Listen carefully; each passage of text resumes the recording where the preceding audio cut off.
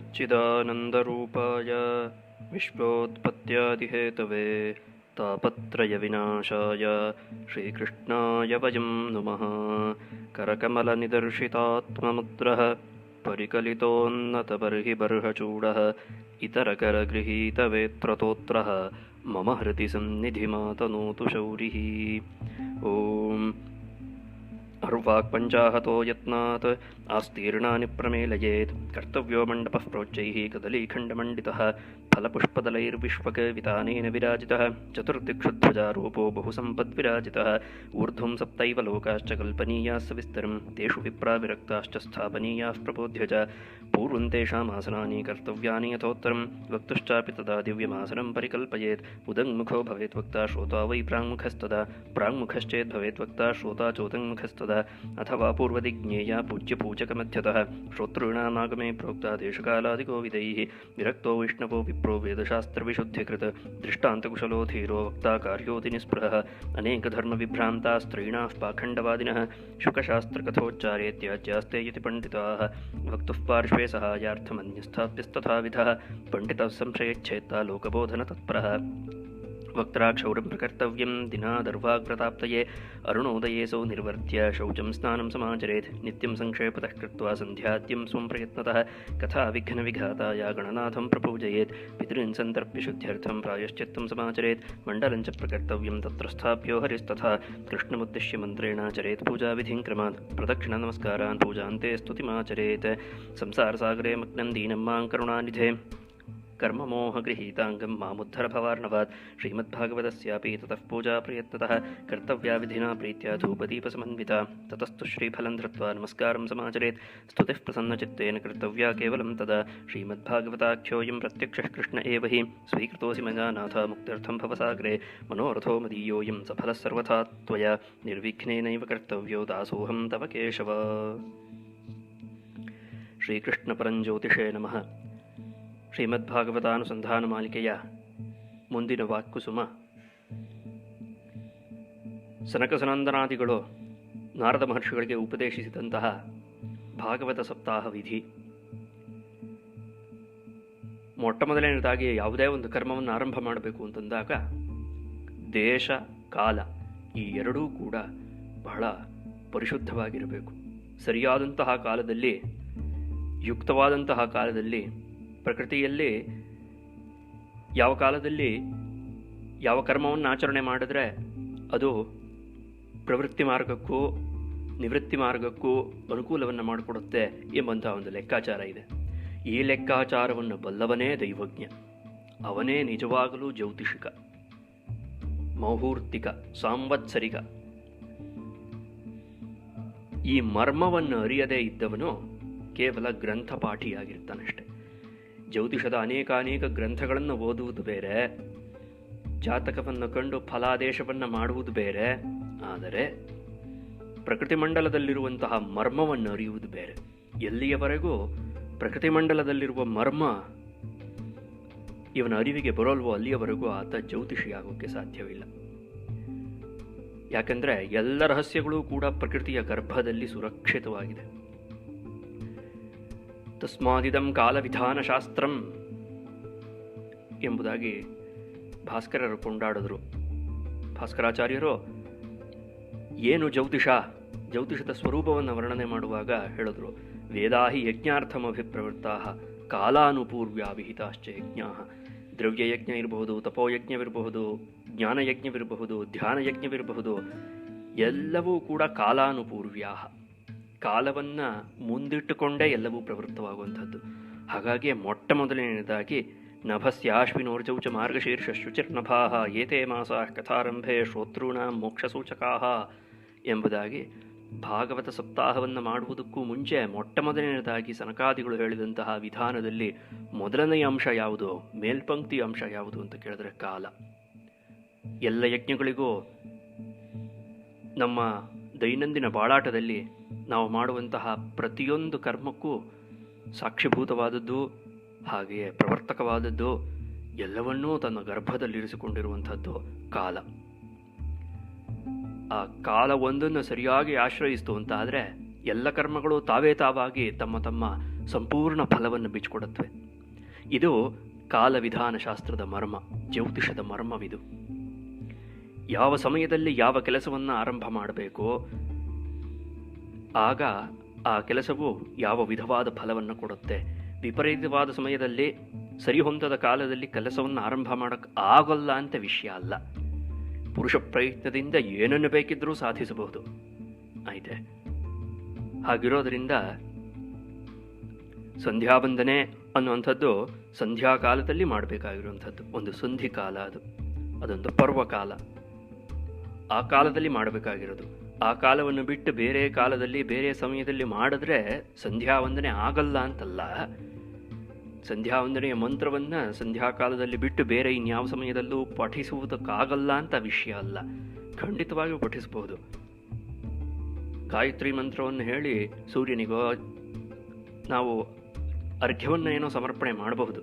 ಬೆಳಗ್ಗೆ ಆಗಲಿ ಸಂಜೆ ಆಗಲಿ ಸೂರ್ಯನಿಗೆ ಅರ್ಘ್ಯವನ್ನೇನೋ ಸಮರ್ಪಣೆ ಮಾಡ್ಬೋದು. ಆದರೆ ಆ ಅರ್ಘ್ಯವು ಸೂರ್ಯ ಭಗವಂತನಿಗೆ ತಲುಪುತ್ತೆಯೇ? ಅರ್ಘ್ಯ ಪ್ರದಾನ ಮಾಡುವುದರಿಂದ ಏನೇನು ಲಾಭಗಳಾಗಬೇಕೋ ಆ ಲಾಭಗಳು ನಮ್ಮಲ್ಲಿ ಉಂಟಾಗತ್ತೆಯೇ ಅನ್ನೋದನ್ನು ಪರಿಶೀಲಿಸ್ಕೊಳ್ಬೇಕು. ಹಾಗೆ ನಮ್ಮಲ್ಲಿ ನಾವು ಮಾಡುವ ಪ್ರತಿಯೊಂದು ಚಟುವಟಿಕೆಯ ಪ್ರತಿಯೊಂದು ಕರ್ಮದ ಫಲವು ನಮ್ಮಲ್ಲಿ ಗೋಚರವಾಗಬೇಕು ಅಂತಾದರೆ ಅದು ಸಕಾಲದಲ್ಲಾಗಿರಬೇಕು, ಕಾಲವನ್ನು ಹಿಡಿದು ಮಾಡಬೇಕು. ಹಾಗಿರೋದ್ರಿಂದ ಮೊಟ್ಟಮೊದಲನೇದಾಗಿ ಆ ಕಾಲದ ಬಗ್ಗೆ ವಿಚಾರವನ್ನು ಮಾಡಿ ಮುಂದಕ್ಕೆ ಎರಡನೆಯ ಹಂತದಲ್ಲಿ ಬರುವಂಥದ್ದು ದೇಶ. ನಾವಿರುವಂತಹ ಪ್ರದೇಶ ಸ್ವಚ್ಛವಾಗಿರಬೇಕು ಇತ್ಯಾದಿಯಾಗಿ ಹೇಳಿದ್ರು. ಮುಂದಕ್ಕೆ ಅರ್ವಾಕ್ ಪಂಚಾಹತೋ ಯತ್ನಾತ್ ಆಸ್ತೀರ್ಣಾನಿ ಪ್ರಮೇಲಯೇತ್. ಕುಳಿತುಕೊಳ್ಳುವುದಕ್ಕೆ ವಿಸ್ತಾರವಾದಂತಹ ಆಸನಗಳು, ಪ್ರತ್ಯೇಕವಾದಂತಹ ಆಸನಗಳು ಅಂತ ಲೆಕ್ಕ. ಇಂದಿನ ವೈಶ್ವಿಕ ಮಹಾಮಾರಿಯ ಸಂದರ್ಭದಲ್ಲಿ ಏನೊಂದು ಸಮಾಜದಲ್ಲಿ ವ್ಯವಸ್ಥೆ ಉಂಟಾಗಿದೆಯೋ ಇದೇ ಮೊದಲನೆಯ ಬಾರಿ ಈ ರೀತಿಯಾಗಿ ಉಂಟಾಗಿದೆ ಅಂತ ಏನರ್ಥವಲ್ಲ. ಆಸನ ಅನ್ನುವಂಥದ್ದು ಏಕಾಸನದಲ್ಲಿ ಕುಳಿತುಕೊಳ್ಳಬಾರದು ಅನ್ನೋದು ಶಾಸ್ತ್ರದ ನಿಯಮ. ಎಷ್ಟೋ ಸಾವಿರಾರು ವರ್ಷಗಳಿಂದ ನಡ್ಕೊಂಡು ಬರ್ತಿರುವಂಥ ನಿಯಮ. ಏಕಾಸನದಲ್ಲಿ ಕುಳಿತು ಭೋಜನವನ್ನು ಮಾಡಬಾರ್ದು, ಏಕಾಸನದಲ್ಲಿ ಕುಳಿತು ಪಾಠವನ್ನು ಕೇಳಬಾರ್ದು, ಸಂಧ್ಯಾವಂದನಾದಿಗಳನ್ನು ಮಾಡಬಾರ್ದು, ದೇವತಾ ಪ್ರಾರ್ಥನೆಗಳನ್ನು ಮಾಡಬಾರ್ದು ಅಂತ ಲೆಕ್ಕ. ಪ್ರತ್ಯೇಕವಾದ ಆಸನ ಇರಬೇಕು ಅಂತ. ಆ ರೀತಿಯಾಗಿ ಎಷ್ಟೇ ಜನ ಶ್ರೋತೃಗಳು ಸೇರಿರಲಿ ಭಾಗವತ ಕಥೆಯನ್ನು ಅನುಸಂಧಾನ ಮಾಡೋದಕ್ಕೆ ಅವರಿಗೆ ಪ್ರತ್ಯೇಕವಾದಂತಹ ಆಸನಗಳನ್ನು ಪರಿಕಲ್ಪಿಸಬೇಕು. ಅಷ್ಟೇ ಅಲ್ಲದೆ ಒಂದು ಅದ್ಭುತವಾದಂತಹ ಮಂಟಪವನ್ನು ನಿರ್ಮಾಣ ಮಾಡಬೇಕು, ಕಥಾಮಂಟಪವನ್ನು ನಿರ್ಮಾಣ ಮಾಡಬೇಕು ಅಂತ ಹೇಳಿದ್ರು. ಅಲ್ಲಿ ಕದಲೀಖಂಡ ಮಂಡಿತ, ಬಾಳೆ ಗೊನೆಯನ್ನು ಕಟ್ಟಿರಬೇಕು ಅಂತ ಹೇಳಿದ್ರು. ಮುಂದಕ್ಕೆ ಫಲ ಪುಷ್ಪ ಇದರಿಂದೆಲ್ಲ ಅದನ್ನು ಚೆನ್ನಾಗಿ ಸಿಂಗರಿಸಿ ಅಲಂಕರಿಸಿರಬೇಕು. ಕಾರಣ ಅದೆಲ್ಲವೂ ಕೂಡ ಮನಃಪ್ರಸನ್ನತೆಯನ್ನು ಉಂಟು ಮಾಡುತ್ತೆ ಅಂತ ಲೆಕ್ಕ. ಮಾತು ಸ್ವಸ್ತಿ ಮನಃಪ್ರಸಾದ ಮುದಧಿ ಸ್ನಾನಂ ಎಂಬುದಾಗಿ ಚಂದ್ರನ ಒಂದು ಕಾರಕತ್ವವನ್ನು ಹೇಳಿದ್ದಾರೆ. ಮನಃಪ್ರಸಾದಂ, ಮನಸ್ಸಿನ ಪ್ರಸನ್ನತೆ. ಅಲ್ಲಿ ಎರಡಾಗಿ ಅರ್ಥ ಮಾಡುವುದುಂಟು. ಮನಃ ಅನ್ನೋದು ಕೂಡ ಚಂದ್ರನಿಗೆ ಸೇರಿದ್ದು. ಪ್ರಸಾದ ಅರ್ಥಾತ್ ಪ್ರಸಾದಸ್ತು ಪ್ರಸನ್ನತ ಅಂತ ಅಮರಕೋಶ ಹೇಳುತ್ತೆ. ಹಾಗಾಗಿ ಆ ಪ್ರಸನ್ನತೆ ಏನಿದೆಯೋ ಆ ಪ್ರಸನ್ನತೆಗೂ ಚಂದ್ರನೇ ಕಾರಣ.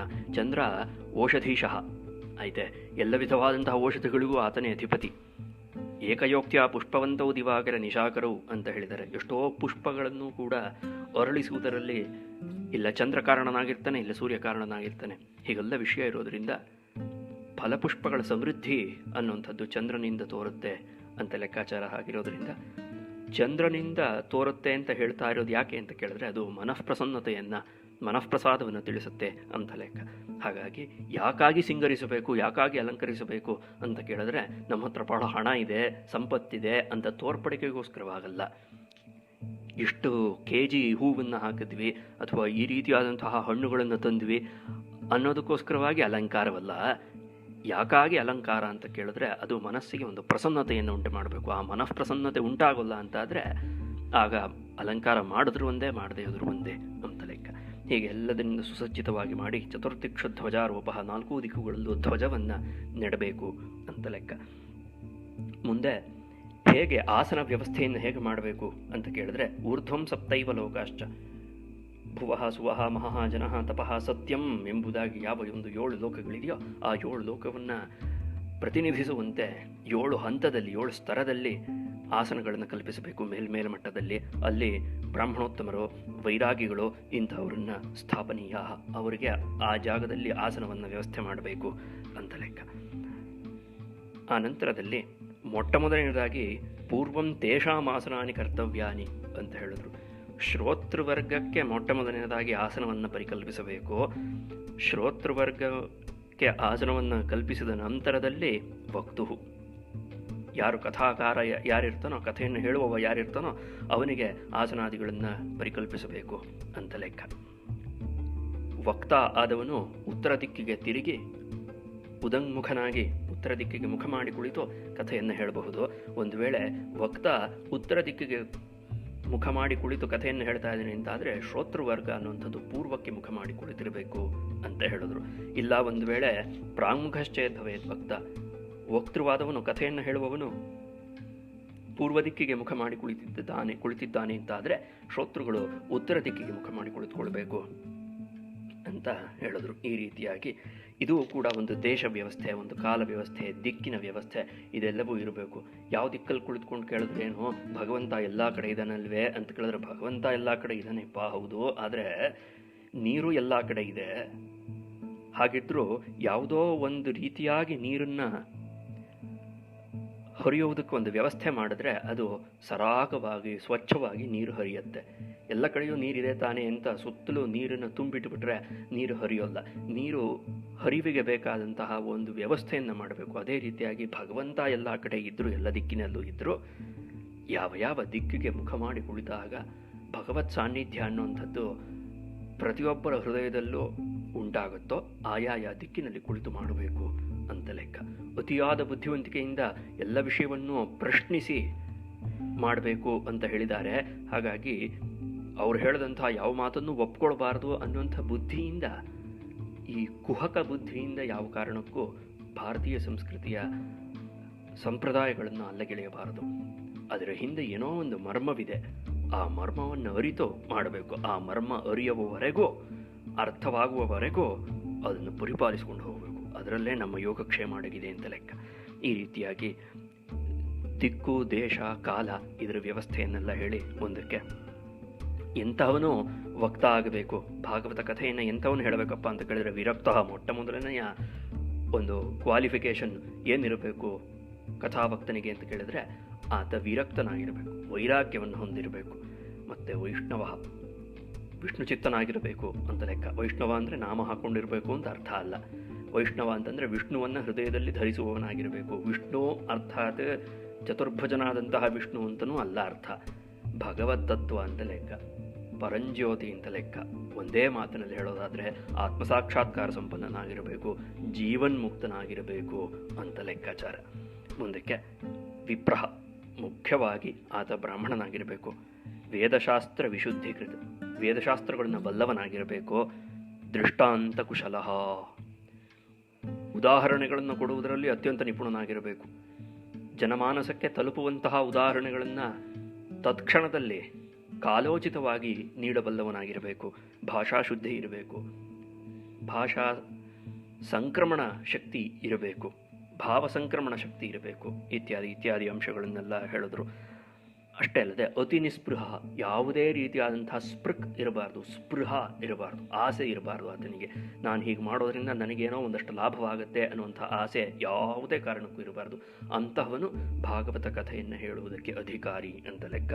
ಇನ್ನು ಅನೇಕ ಧರ್ಮ ವಿಭ್ರಾಂತ, ಯಾವುದೇ ಒಂದು ವಿಷಯದಲ್ಲಿ ನಿರ್ಣಯ ಯಾರಿಗಿರೋಲ್ವೋ, ಸ್ತ್ರೀಣಾಹ, ಸ್ತ್ರೀಲೋಲುಪರು ಯಾರಿರ್ತಾರೋ, ಪಾಖಂಡವಾದಿನಃ, ನಾಸ್ತಿಕವಾದವನ್ನೇ ಸದಾಕಾಲದಲ್ಲೂ ವೇದ ಪ್ರಾಮಾಣ್ಯವನ್ನು ಅಂಗೀಕರಿಸದೇ ಇರುವಂಥವ್ರು ಯಾರಿರ್ತಾರೋ ಅವರು ಶುಕಶಾಸ್ತ್ರವನ್ನು ಹೇಳೋದರಲ್ಲಿ ತ್ಯಾಜ್ಯ, ಅವರನ್ನು ಬಿಟ್ಟು ಬಿಡಬೇಕು. ಎಷ್ಟೇ ಒಳ್ಳೆಯ ವಾಗ್ಮಿಗಳಾಗಿರ್ಬೋದು, ಯದಿ ಪಂಡಿತಾಹ ಅಪಿ, ಒಂದು ತುಂಬ ವಾಗ್ಮಿಗಳು, ಆದರೆ ಭಗವತ್ತತ್ವದಲ್ಲಿ ನಂಬಿಕೆ ಇಲ್ಲ, ವೇದ ಪ್ರಾಮಾಣ್ಯದಲ್ಲಿ ನಂಬಿಕೆ ಇಲ್ಲ, ಆಯ್ತೆ ಇನ್ನೂ ಹಲವಾರು ದುಷ್ಟಚಟಗಳಿದೆ ಅನ್ನುವಂಥ ಸನ್ನಿವೇಶವಿದ್ದಾಗ ಎಂತಹ ವಾಗ್ಮಿಯಾಗಿದ್ದರೂ ಆತನನ್ನು ಭಾಗವತ ಕಥೆಯನ್ನು ಹೇಳೋದಕ್ಕೆ ವಕ್ತೃವಾಗಿ ಸ್ವೀಕರಿಸಬಾರದು ಅಂತ ಲೆಕ್ಕ. ಇದಾದ ನಂತರದಲ್ಲಿ ಕಥಾಭಕ್ತ ಯಾರಿರ್ತಾನೋ ಅವನ ಸಮೀಪದಲ್ಲಿ ಮತ್ತೊಬ್ಬ ಸಹಾಯಕನನ್ನು ಕೂಡ ಇಟ್ಟಿರಬೇಕಂತೆ. ಅವನು ಎಂಥವನಾಗಿರಬೇಕು ಅಂತ ಕೇಳಿದ್ರೆ ಅವನು ಪಂಡಿತನಾಗಿರಬೇಕು, ಸಂಶಯಚ್ಛೇದ, ಬರುವಂತಹ ಎಲ್ಲ ಸಂಶಯಗಳನ್ನು ನಿವಾರಿಸಬಲ್ಲಂತಹ ದಕ್ಷನಾಗಿರಬೇಕು.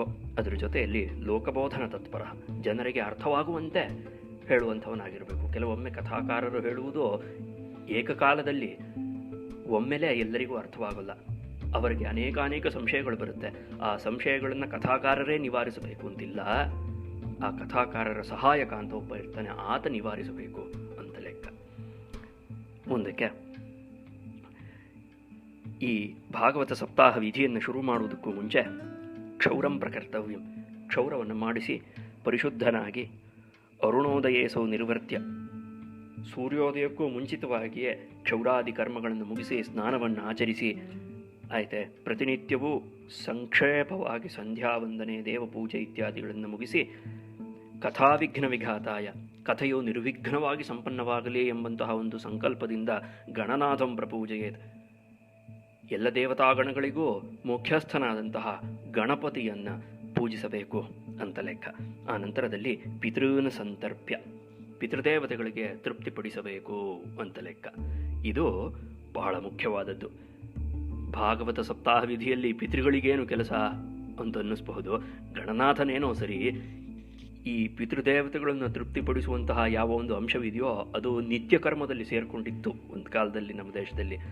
ಆಮೇಲೆ ಬರ್ತಾ ಅದನ್ನು ಕ್ರಮೇಣ ನಾವು ಕೈ ಕಳಿಸ್ಕೊಂಡ್ಬಿಟ್ಟಿದ್ದೀವಿ. ಪಿತೃದೇವತೆಗಳು ಅನ್ನೋದನ್ನು, ಪಿತೃಗಳು ಅನ್ನೋ ಶಬ್ದವನ್ನೂ ಕೂಡ ಪ್ರತಿನಿತ್ಯ ಆಡಬಾರ್ದು ಅಂತ ಕೆಲವರು ಭ್ರಾಂತಿಯನ್ನು ಪಡ್ಕೊಂಡ್ಬಿಟ್ಟಿದ್ದಾರೆ. ಆ ಭ್ರಾಂತಿಯನ್ನು ಎಲ್ಲ ಕಡೆ ಹಬ್ಬಿಸ್ಬಿಟ್ಟಿದ್ದಾರೆ. ಪಿತೃಗಳು ಅನ್ನೋ ಶಬ್ದವನ್ನು ಏನಿದ್ರೂ ಹೆಚ್ಚುಗಟ್ಟಲೆ ದಿವಸ ಮಾತ್ರ ಆಡಬೇಕು, ಪ್ರತಿನಿತ್ಯದ ಒಂದು ಜೀವನದಲ್ಲಿ ಆಯ್ತೆ ಪಿತೃಗಳು ಅನ್ನೋ ಶಬ್ದವನ್ನು ಆಡಬಾರ್ದು ಅಂತ. ಹಾಗಲ್ಲ, ಏನೂ ಇಲ್ಲ. ಪ್ರತಿನಿತ್ಯವೂ ದೇವತಾ ತರ್ಪಣ, ಋಷಿತರ್ಪಣ, ಪಿತೃತರ್ಪಣ ನಡಿಬೇಕು ಮನೆಯಲ್ಲಿ. ಗೃಹಸ್ಥನಾದವನು ಪಿತೃಯಜ್ಞವನ್ನು ಪ್ರತಿನಿತ್ಯವೂ ಮಾಡಬೇಕು, ಔಪಾಸನಾದಿಗಳನ್ನು ಪ್ರತಿನಿತ್ಯವೂ ಮಾಡಬೇಕು. ಪಿತೃದೇವತೆಗಳ ಪ್ರಸನ್ನತೆ ಇಲ್ಲದೆ ಒಂದು ದಿನವೂ ಯಾವಾತನೂ ಕೂಡ ಬದುಕಿರೋದಕ್ಕೆ ಸಾಧ್ಯವಿಲ್ಲ. ನಮ್ಮ ಈ ಒಡಲು, ದೇಹ ಅನ್ನೋಂಥದ್ದು ಏನಿದೆಯೋ, ಈ ದೇಹದಲ್ಲಿರುವಂಥ ಜೀವವೇನಿದೆಯೋ, ಉಸಿರಾಟ ಏನಿದೆಯೋ, ಅದೆಲ್ಲವೂ ಕೂಡ ಅವರ ಕೊಡುಗೆ ಅಲ್ಲವೇ? ಅವರನ್ನು ಜ್ಞಾಪಿಸ್ಕೊಳ್ಳದೆ ನಾವು ಯಾವ ದೇವ ಪೂಜೆಯನ್ನು ಮಾಡೋಕ್ಕೆ ಸಾಧ್ಯ? ಪಿತೃಗಳಿಲ್ಲದೆ ಯಾವ ದೇವತೆಗಳು ಇಲ್ಲ. ಅದರಿಂದ ಪಿತೃನ್ ಸಂತರ್ಪ್ಯ, ಪಿತೃಗಳನ್ನು ತೃಪ್ತಿಪಡಿಸಬೇಕು. ಅದಾದ ನಂತರದಲ್ಲಿ ಹಿಂದೆ ನಾವು ಯಾವ ಕರ್ಮಗಳನ್ನು ಮಾಡಿರಬಹುದೋ, ಏನೇನಾದರೂ ಮಾಡಿರಬಹುದೋ ಅದನ್ನು ಪ್ರಾಯಶ್ಚಿತ್ತಗೊಳಿಸ್ಕೊಳ್ಬೇಕು. ಆ ಪ್ರಾಯಶ್ಚಿತ್ತಕ್ಕೆ ಬೇಕಾದಂತಹ ಎಲ್ಲ ಒಂದು ಕರ್ಮ ವಿಧಾನಗಳನ್ನು ಕೂಡ ಸಮಾಚರೇತ್, ಅದನ್ನು ಆಚರಿಸಬೇಕು. ಅಷ್ಟೇ ಅಲ್ಲದೆ ಒಂದು ಮಂಡಲವನ್ನು ಬರಿಬೇಕು ಅಂತ ಹೇಳಿದ್ರು. ಯಾವ ವಿಧವಾದಂತಹ ಒಂದು ರಂಗವಲ್ಲಿಯ ಮುಖಾಂತರ ರೇಖೆಗಳನ್ನು, ಬಿಂದುಗಳನ್ನು, ರೇಖಾ ಮತ್ತು ಬಿಂದು ಆಯ್ತೆ, ಇದರಿಂದ ಯಾವ ವಿಧವಾಗಿ ಒಂದು ಚೌಕಟ್ಟನ್ನು ಏರ್ಪಡಿಸಿದ್ರೆ ಅಲ್ಲಿ ಭಗವತ್ ಸಾನ್ನಿಧ್ಯ ಉಂಟಾಗುತ್ತೋ ಅಥವಾ ಭಗವಂತನ ತತ್ವದ ನೆನಪು ಉಂಟಾಗುತ್ತೋ ಆ ರೀತಿಯಾಗಿ ಒಂದು ಬರವಣಿಗೆ, ಅದನ್ನು ಮಂಡಲ ಅಂತ ಕರೆದ್ರು. ಆ ಮಂಡಲವನ್ನು ಬರೆದು ಅಲ್ಲಿ ಭಗವಂತನನ್ನು ಸ್ಥಾಪನೆ ಮಾಡಬೇಕು ಅಂತ ಹೇಳಿದ್ರು. ಆ ನಂತರದಲ್ಲಿ ಕೃಷ್ಣ ಮುದ್ದಿಶ್ಯ ಮಂತ್ರೇಣ ಚರೇತ್ ಪೂಜಾ ವಿಧಿಂಕ್ರಮ. ಮುಖ್ಯವಾದ ದೇವತೆ ಯಾರು ಅಂತ ಪ್ರಶ್ನೆ. ಪ್ರಮುಖ ಪೂಜೆ ಯಾರಿಗೆ ಸಲ್ಲಬೇಕು ಅಂತ ಕೇಳಿದ್ರೆ ಶ್ರೀಕೃಷ್ಣನಿಗೆ ಸಲ್ಲಬೇಕು ಅಂತ. ಅಲ್ಲಿಗೆ ಷೋಡಶೋಪಚಾರ ಪೂಜೆಯನ್ನೆಲ್ಲ ಮಾಡಿ ಪ್ರದಕ್ಷಿಣ ನಮಸ್ಕಾರಾನ್ ಪೂಜಾ ಅಂತೆ ಸ್ತುತಿಮಾಚರೆ, ಪೂಜೆಯ ಅಂತ್ಯದಲ್ಲಿ ಪ್ರದಕ್ಷಿಣ ನಮಸ್ಕಾರಗಳನ್ನು ಮಾಡಿ ಸ್ತೋತ್ರವನ್ನು ಮಾಡಬೇಕು. ಏನಂತ ಸ್ತೋತ್ರ ಮಾಡಬೇಕು? ಸಂಸಾರ ಸಾಗರೇ ಮಗ್ನಂ, ಈ ಸಂಸಾರವೆಂಬಂತಹ ಮಹಾಸಮುದ್ರದಲ್ಲಿ ಮುಳುಗಿ ಹೋಗಿರುವಂತಹ ದೀನಂ, ಅತ್ಯಂತ ದೀನನಾದಂತಹ ನನ್ನನ್ನು ಹೇ ಕರುಣಾನಿಧೆ, ಕರ್ಮಮೋಹ ಗೃಹೀತಾಂಗಂ, ಕರ್ಮಬಂಧನದಲ್ಲಿ ಸಿಲುಕಿ ಹಾಕಿಕೊಂಡಿರುವ, ಮೋಹಪಾಶದಿಂದ ಬದ್ಧನಾಗಿರುವ ನನ್ನನ್ನು ಪ್ರಭೋ ಉದ್ಧರ, ಮಾಮುದ್ಧರ ಭವಾರಣವಾದ, ಈ ಭವಸಾಗರದಿಂದ ನನ್ನನ್ನು ಉದ್ಧಾರ ಮಾಡು, ನನ್ನನ್ನು ಕಾಪಾಡು ಎಂಬುದಾಗಿ ಸ್ತುತಿಯ ತಾತ್ಪರ್ಯ. ಇದೇ ವಾಕ್ಯಗಳನ್ನು ಹೇಳಬೇಕು ಅಂತಲ್ಲ, ಒಟ್ಟು ಈ ಅಭಿಪ್ರಾಯ ನಮ್ಮ ಸ್ತೋತ್ರದಲ್ಲಿ ಬರಬೇಕು. ಈ ಅಭಿಪ್ರಾಯ ಒಂದು ವೇಳೆ ಸ್ತೋತ್ರದಲ್ಲಿ ಬರ್ತಿಲ್ಲ ಅಂತ ಆದರೆ ಆಗ ಅದು ಸ್ತೋತ್ರವಲ್ಲ ಅಂತ ಲೆಕ್ಕ. ನನಗೆ ಧನಂದೇಹಿ, ಪುತ್ರಾಂದೇಹಿ, ಯಶೋದೇಹಿ ಅದೆಲ್ಲ ಆ ನಂತರದಲ್ಲಿಪ್ಪ. ಮೊಟ್ಟ ಮೊದಲನೇದಾಗಿ ಬಹಳ ಮುಖ್ಯವಾಗಿ ಭಗವಂತನ ಸ್ತೋತ್ರ ಮಾಡಬೇಕಿದ್ರೆ ಕೇಳ್ಕೊಳ್ಬೇಕಾಗಿರೋದೇನು ಅಂತ ಕೇಳಿದ್ರೆ ಭವಸಾಗರದಿಂದ ನನ್ನನ್ನು ದಾಟಿಸು ಅಂತ. ಅಪುನರ್ಭವಾಯ ಮಮಾಪಿ ಚ ಕ್ಷಪಯತು ನೀಲಲೋಹಿತಃ ಪುನರ್ಭವಂ ಕ್ಷಪಯತು. ಮತ್ತೆ ಮತ್ತೆ ಹುಟ್ಟು ಅನ್ನೋದು ಏನಿದೆಯೋ ಅದನ್ನು ಕ್ಷಪಯತು, ಅದನ್ನು ನಾಶ ಮಾಡು ಅಂತ ಲೆಕ್ಕ. ಆಯ್ತೆ, ಆ ಅಪುನರ್ಭವವನ್ನು ಭಗವಂತನಲ್ಲಿ ಪ್ರತಿನಿತ್ಯವೂ ಪ್ರಾರ್ಥನೆ ಮಾಡಿಕೊಳ್ಬೇಕು ಅಂತ ಲೆಕ್ಕ. ಅದಾದ ನಂತರದಲ್ಲಿ ಶ್ರೀಮದ್ಭಾಗವತಸ್ಯಾಪಿ ತತಃ ಪೂಜಾ ಪ್ರಯತ್ನತಃ, ಶ್ರೀಮದ್ಭಾಗವತ ಗ್ರಂಥದ ಪೂಜೆಯನ್ನು ಸಹ ಮಾಡಬೇಕು ಅಂತ ಹೇಳಿದ್ರು. ಧೂಪ ದೀಪ, ವಿಶೇಷವಾಗಿ ಧೂಪದೀಪ ಸಮನ್ವಿತ ಪೂಜಾ ವಿಧಿನ ಪ್ರೀತ್ಯ ಚ ಕರ್ತವ್ಯ. ವಿಧಿಪೂರ್ವಕವಾಗಿ ಪ್ರೀತಿಯಿಂದ ಧೂಪ ಮತ್ತು ದೀಪ, ಏನಿಲ್ಲದೆ ಹೋದರೂ ಚಿಂತೆ ಇಲ್ಲ, ಧೂಪ ಮತ್ತು ದೀಪ ಬಹಳ ಮುಖ್ಯವಾಗಿ ಭಾಗವತದ ಪೂಜೆಯಲ್ಲಿ ಇರಬೇಕು ಅಂತ ಲೆಕ್ಕ. ಇದಾದ ನಂತರದಲ್ಲಿ ಶ್ರೀಫಲವನ್ನು ಹಿಡಿದು ಅಂತ, ಇಲ್ಲಿ ಶ್ರೀಫಲ ಅಂದರೆ ಬಿಲ್ವವೃಕ್ಷದ ಫಲವನ್ನು ಕೂಡ ಶ್ರೀಫಲ ಎಂಬುದಾಗಿ ಕರೀತಾರೆ. ಆ ಶ್ರೀಫಲವನ್ನು ಕೈಯಲ್ಲಿ ಹಿಡಿದು ನಮಸ್ಕಾರವನ್ನು ಮಾಡಬೇಕು ಅಂತ ಲೆಕ್ಕ. ಆ ನಂತರದಲ್ಲಿ ಭಾಗವತ ಗ್ರಂಥಕ್ಕೆ ಪ್ರಣಾಮವನ್ನು ಮಾಡಿ ಅದನ್ನು ಸ್ತುತಿ ಮಾಡಬೇಕು. ಶ್ರೀಮದ್ಭಾಗವತ ಆಖ್ಯೋಯಂ ಪ್ರತ್ಯಕ್ಷ ಕೃಷ್ಣ ಏವಹಿ, ಬಹಳ ಪ್ರಸಿದ್ಧವಾದಂಥ ಒಂದು ಸ್ತೋತ್ರ ಇದು.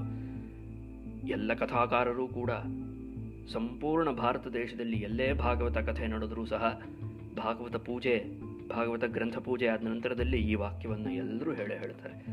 ಶ್ರೀಮದ್ಭಾಗವತಃ, ಈ ಶ್ರೀಮದ್ಭಾಗವತ ಎಂಬಂತಹ ಗ್ರಂಥ ಏನಪ್ಪ ಅಂತ ಕೇಳಿದ್ರೆ ಪ್ರತ್ಯಕ್ಷ ಕೃಷ್ಣ ಏವೈ, ಪ್ರತ್ಯಕ್ಷವಾದಂತಹ ಶ್ರೀಕೃಷ್ಣ ಎಂಬುದಾಗಿ ಅದನ್ನು ಪೂಜಿಸಿ, ಸ್ವೀಕೃತೋಸಿ ಮಯಾನಾಥ, ಯಾಕಾಗಿ ನಿನ್ನನ್ನು ನಾನು ನನ್ನ ಮನೆಯಲ್ಲಿ ಧರಿಸಿದ್ದೇನೆ, ನನ್ನ ಕೈಯಲ್ಲಿ ಧರಿಸಿದ್ದೇನೆ ಅಂತ ಹೇಳಿದ್ರೆ ಮುಕ್ತಿಯರ್ಥಂ. ಆಯ್ತೆ, ಈ ಸಂಸಾರದಲ್ಲಿ ಮುಕ್ತಿಗೋಸ್ಕರವಾಗಿ, ಜೀವನ್ಮುಕ್ತಿಗೋಸ್ಕರವಾಗಿ, ಮೋಕ್ಷ ಪ್ರಾಪ್ತಿಗೋಸ್ಕರವಾಗಿ ನಿನ್ನನ್ನು ಧಾರಣೆ ಮಾಡಿದ್ದೇನೆ ಎಂಬುದಾಗಿ ಹೇಳಿ, ಮನೋರಥೋ ಮದೀಯೋಯಂ ಸಫಲ ಸರ್ವಥಾ ತ್ವಯ, ಇದೇ ನನ್ನ ಮನೋರಥ, ಇದು ಬಿಟ್ಟು ಬೇರೆ ಇನ್ಯಾವ ಮನೋರಥವೂ ಇರಬಾರದು, ಇರಲಾರದು. ಭಾಗವತ ಕೈಗೆ ತಲುಪಬೇಕು ಅಂತಾದರೆ, ಭಾಗವತದಲ್ಲಿ ಗತಿ ಉಂಟಾಗಬೇಕು ಅಂತಾದರೆ, ಭಾಗವತದಲ್ಲಿ ರುಚಿ ಏರ್ಪಟ್ಟಿದೆ ಅಂತಾದರೆ ಅಲ್ಲಿ ಒಂದಲ್ಲ ಒಂದು ರೀತಿಯಲ್ಲಿ ಭಗವಂತ ಅದಕ್ಕೆ ಮುಂಚಿತವಾಗಿಯೇ ಪೂರ್ವಸಿದ್ಧತೆಗಳನ್ನು ಮಾಡಿಕೊಂಡೇ ಬಂದಿರ್ತಾನೆ. ಹಾಗೆ ಬರೋಲ್ಲ. ವಿಧ ವಿಧವಾದಂತಹ ಆಸೆ ಆಕಾಂಕ್ಷೆಗಳಿರುವಂತಹ ಮನಸ್ಸಿನಲ್ಲಿ ಭಾಗವತ ಆಡೋದಕ್ಕೆ ಸಾಧ್ಯ ಇಲ್ಲ. ವೈರಾಗ್ಯವಿಲ್ಲದ ಜಾಗದಲ್ಲಿ ಭಾಗವತ ಸುಳಿಯೋದೂ ಇಲ್ಲ. ಹಾಗೆಲ್ಲ ಇರೋದರಿಂದ ಭಾಗವತ ಲಬ್ಧವಾಗಬೇಕು ಅಂತಾದರೆ, ಭಾಗವತವನ್ನು ಉಚ್ಚಾರಣೆ ಮಾಡಬೇಕು ಅಂತಾದರೆ, ಭಾಗವತವನ್ನು ಅನುಸಂಧಾನ ಮಾಡುವಂತಹ ಒಂದು ಯೋಗ್ಯತೆ ಸಂಪಾದನೆ ಮಾಡ್ಕೊಂಡಿದ್ದೀವಿ ಅಂತಾದರೆ, ಒಂದಲ್ಲ ಒಂದು ದೃಷ್ಟಿಯಿಂದ, ಒಂದಲ್ಲ ಒಂದು ಮೂಲೆಯಲ್ಲಿ ಈ ವೈರಾಗ್ಯ ಅನ್ನುವಂಥದ್ದು, ನಿಸ್ಪೃಹತೆ ಅನ್ನುವಂಥದ್ದು ಆಡಿರಲೇಬೇಕಾಗತ್ತೆ. ಅದಿಲ್ಲದೇನೆ ಭಾಗವತದಲ್ಲಿ ಪ್ರವೃತ್ತಿ ಉಂಟಾಗಲ್ಲ. ಅದರಿಂದ ಅದೊಂದೇ ಮನೋರಥ. ಏನು ಮನೋರಥ ಅಂತ ಕೇಳಿದ್ರೆ, ಇಂದ್ರಿಯ ಜಯ, ಮನೋಜಯ, ಮನಸ್ಸನ್ನು ಗೆಲ್ಲಬೇಕು, ಇಂದ್ರಿಯಗಳನ್ನು ಗೆಲ್ಲಬೇಕು, ಈ ಭವಸಾಗರದಿಂದ ಪಾರಾಗಬೇಕು, ಅಪುನರ್ಭವವನ್ನು ಪ್ರಾಪ್ತಗೊಳಿಸ್ಕೊಳ್ಬೇಕು, ಮೋಕ್ಷ ಪ್ರಾಪ್ತಿಯಾಗಬೇಕು. ಇಷ್ಟೇ ಮನೋರಥ. ಇದು ಸಫಲವಾಗಲಿ, ಫಲವನ್ನು ಕೊಡುವಂತಾಗಲಿ. ನಿರ್ವಿಘ್ನೇನ ಇವ ಕರ್ತವ್ಯ. 7 ದಿನ ಮಾಡುವಂತಹ ಈ ಮಹಾಯಜ್ಞದಲ್ಲಿ ಯಾವುದೇ ವಿಧವಾದಂತಹ ವಿಘ್ನಗಳು ಬಾರದಿರಲಿ ಎಂಬುದಾಗಿ ಪ್ರಾರ್ಥನೆ ಮಾಡಿಕೊಳ್ಬೇಕು ಭಾಗವತ ಗ್ರಂಥಕ್ಕೆ ಅಂತ ಹೇಳಿದ್ರು. ಮುಂದಕ್ಕೆ